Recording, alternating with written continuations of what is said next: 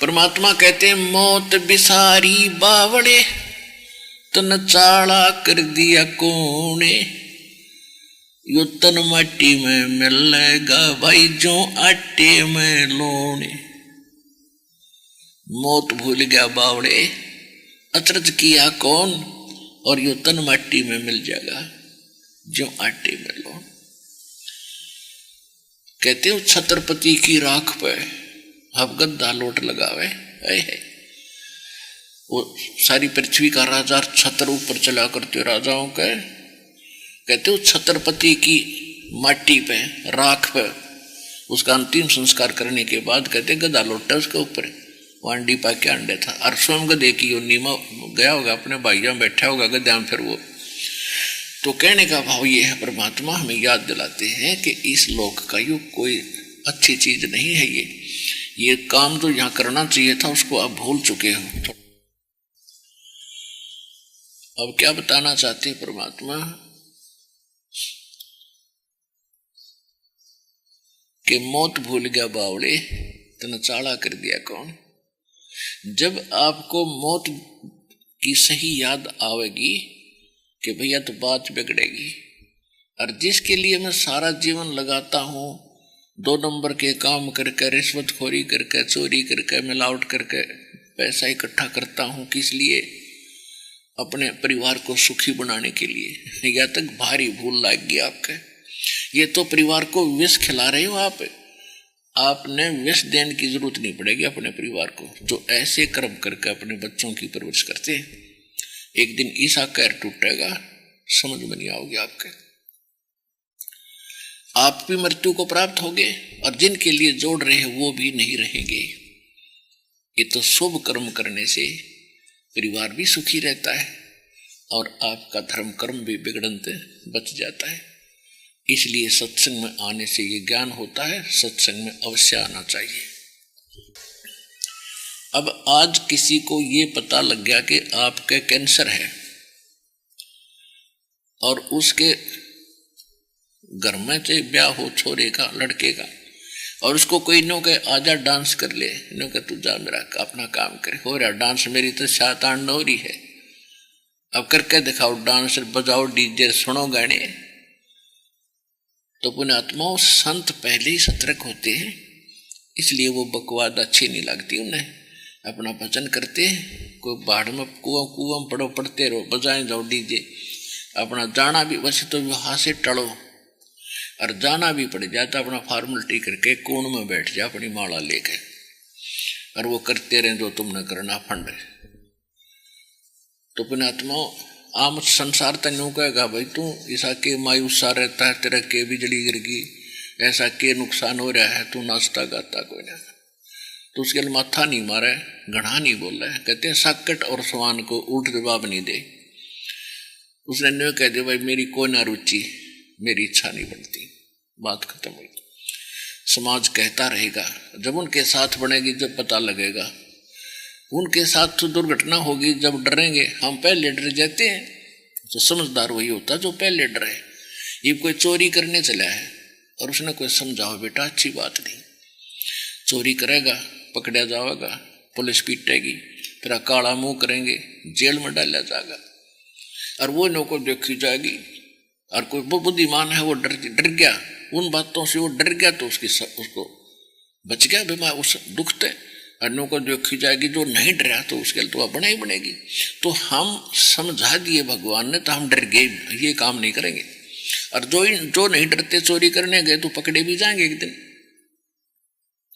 फिर सारे वो काम होंगे जो पहले बताए गए थे, उसका जूते भी लगेंगे, काला मुंह भी करेंगे और जेल में भी डाला जाएगा। तो क्या बताते हैं कि पतझड़ आवत देख के यो बन रोवे मन माही, वो ऊंची टेढ़ी पात थे आज पीले हो जाही। पात झड़नता यूं कहे सुन भई तरवर राय, अब के बिछड़े नहीं मिले न जाने कहाँ गिरेंगे जाए। तरवर कहता पात से सुनो पात एक बात, यहाँ की यह रीति है, एक आवत एक जात। ओए होए, दादा मर गया, पोता हो गया, पहले वाले पत्ते पीले होकर गिर गए, नए फूट आए। कहते यहाँ की एक रस्म है, ये रिवाज है, यहाँ की यही रीति है, एक मरे दूसरा पैदा हो गया, वो मरेगा फिर और पैदा हो गया। यानी यहाँ जन्म और मरण का ये दीर्घ रोग आपका सदा बना रहेगा, जब तक सत भक्ति परम पिता परमात्मा परम अक्षर ब्रह्म सत्य पुरुष की नहीं करोगे। तो क्या कहते हैं कि पात झड़नता यूं कहे, सुन भाई तरवर राय, कि हे तरवर राज, अब मेरी बात सुन ले। आपसे बिछुड़ कर जा रहे हैं, ना जाने कहाँ गिरेंगे, गंदी नाली में पड़ेंगे या किसी पैर पशु के पैर के नीचे कुचले जाएंगे। जैसे कोई व्यक्ति रोगी होता है, उसको पता चल जाता है कि दीर्घ रोग है और मौत निकट है, निश्चित है, तो फिर उसको याद आता है कि भगवान अब कहाँ जाऊंगा मैं, और वो चिंतित हो जाता है। तो कुल के लोग इकट्ठे होते हैं, उसको सांत्वना देते हैं कि भाई देखो, मरना तो सब नहीं है, आज नहीं तो कल, या कोई रहा सदा, हिम्मत कर, जो भगवान को मंजूर है वही होने दे, चिंता मत कर। या तो सभी का यही रिवाज है, एक मरे भाई, सभी ने मरना है। तो इस प्रकार जैसे वो सांत्वना दे रहा है, और मरने वाला ये कह रहा है कि ना जाने क्या होगा। तो पात जड़नता यूक है, सुन भी तरवर राय, अब के बिछड़े ना मिले, ना जाने कहाँ गिरेंगे जाए। तरवर कहता पात से सुनो पात एक बात, और यहाँ की यह रीति है, एक आवे एक जात।